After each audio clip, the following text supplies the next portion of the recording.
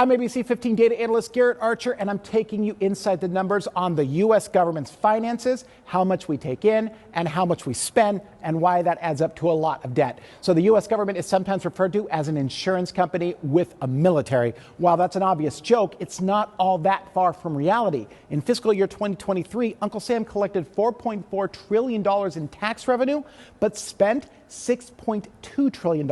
So that's leaving a staggering $1.8 trillion deficit to be covered by selling Treasury bills and bonds, the nation's credit card.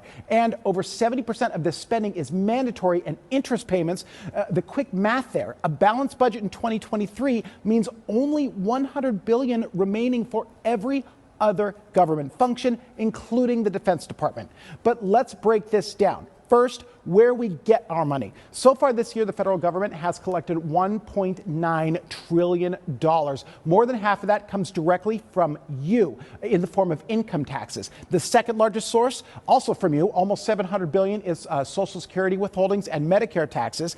It gets much smaller after that, $160 billion from corporate taxes, and those other tiny circles are other taxes such as excise, estate, gift, as well as tariffs and other small revenue sources. So almost $2 trillion is already in the bank.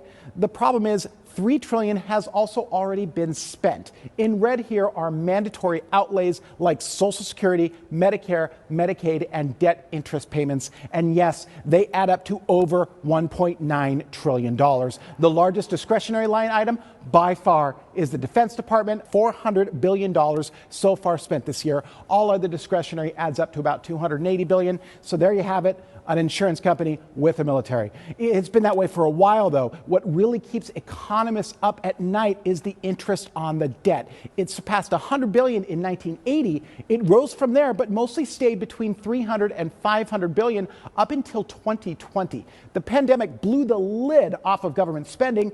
Interest rates went up and payments ballooned. Now we pay over $1 trillion just in interest payments. So now we are borrowing just to afford to keep borrowing. With a look inside the numbers, I'm Garrett Archer, ABC 15, Arizona.